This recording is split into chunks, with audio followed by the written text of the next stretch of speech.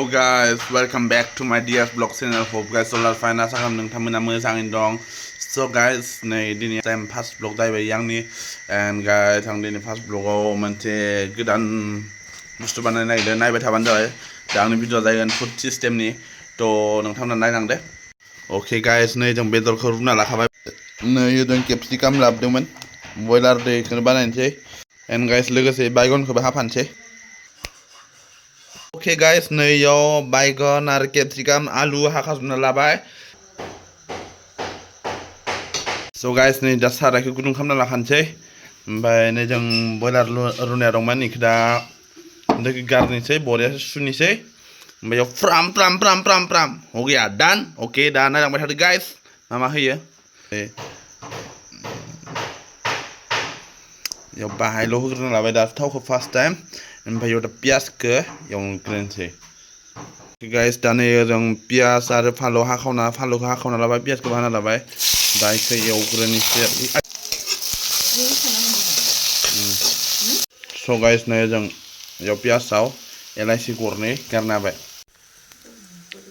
So guys नै दा पियास एवनाया खामफ्राम बरिया जाबाय.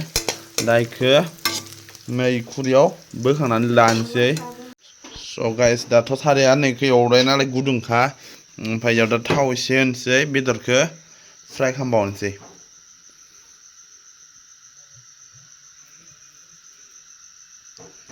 थावखौ नांगौ बायदि हिसाबनि होनानै लाबानो जाबाय. So guys सामब्राम गुफुर आरो हाइजें ओमफ्राय दा इयाव फानलुबो होनोसै ओमफ्राय देना लाग्रोनि.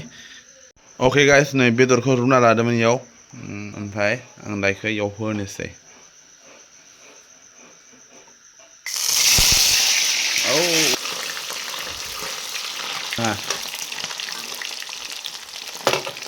So guys इखौ दा जोङो बाहायमान खामफ्राम जाजासिम एवनोसै.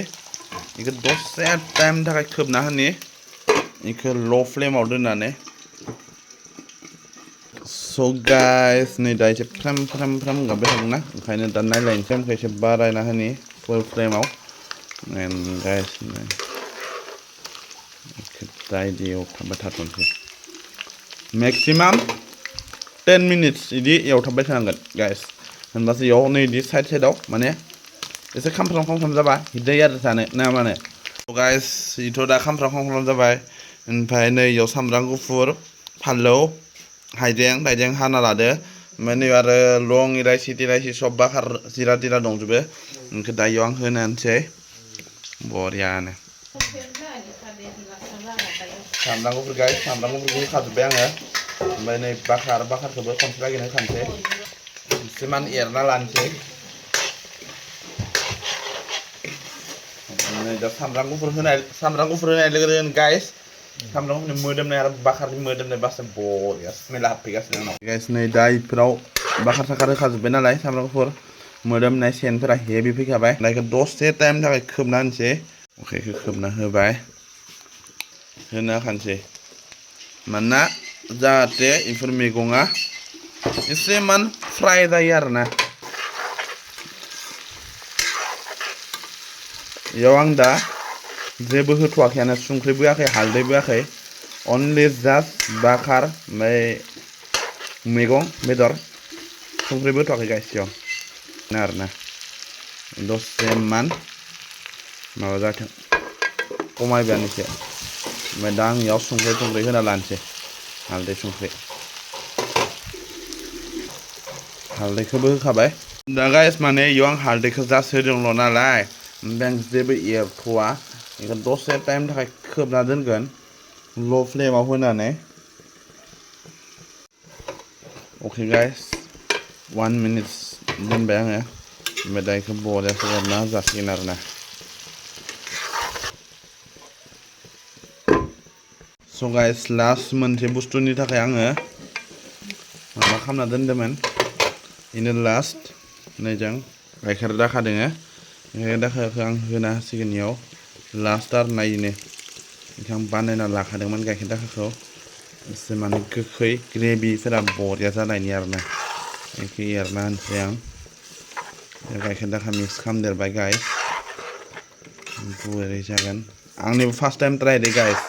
माने गाइखेर दाखाया सिनि मिक्स खालामनायमोन आङो होनो सानदोंमोन बावनानै आं सिनि मिक्स खालामना लोंनो थाखाय बानायफ्लांदोंमोन ओमफ्राय दा माबायदि जागोन नायनोसै माथा होबायानो ओमफ्राय इयाव फ्लेमखौ बारायना होनोसै इयाव दैखौबो होनोसै गाइस दै होनायनि सिगां मोनसे बुस्थु थालांदों आंना नै पियास दहाय एवना लाखादोंमोन ना बेखौ आं होबाय नै पियास एवना लाखानायखौबो होखाबाय दा बरियासो ग्रेभिया हेभि ओंखारसिगोन आरोना अके ओमफ्राय दा इयाव दैखौ होना होनोसै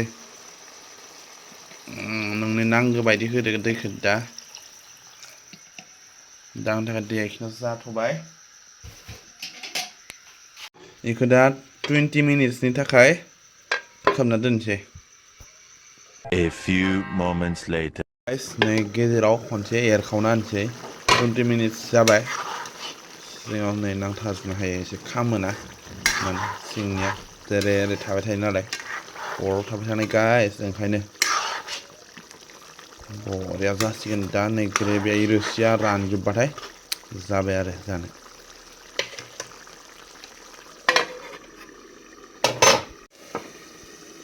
स' गाइस नै दा जाबाय बुस्थुआ दैफोरा बरिया रानखाबाय जाबायानो आरोना गाइस नोंथांमोना बोरै नुदो कमेन्टआव खोन्थाहरबानो जाबाय अके नै दायो क्लियार आं दा इखौ माने रोसिखौ टेस्ट खालामनाय नायनोसै माबायदि जायो स' गाइस नोंथांमोनाथ' आंनि रेसिपिखौ नुखाबाय जानांगौ ओमफ्राय नायनानै बोरै नुखौ टेस्टफोरखौ बानायनो ट्राइ खालामबानो जाबाय ओमफ्राय हप गाइस दा आंनि संनायाथ' नै दाबो मोनथारनाया मोनबायानो ओमफ्राय दा आंखौ बोखांनोल' जास्ट नांगौ ओमफ्राय आं बेखौ साखिग्रोगोन ओमफ्राय दा भिडिअखौ आं बेखिनियावनो एन्ड खालामथ'नोसै गाइस नोंथांमोना नायनानै मोजां मोनदोंबा एसेथ' सापर्ट होलायबानो जाबाय गाइस दे होनबा ना बाय बाय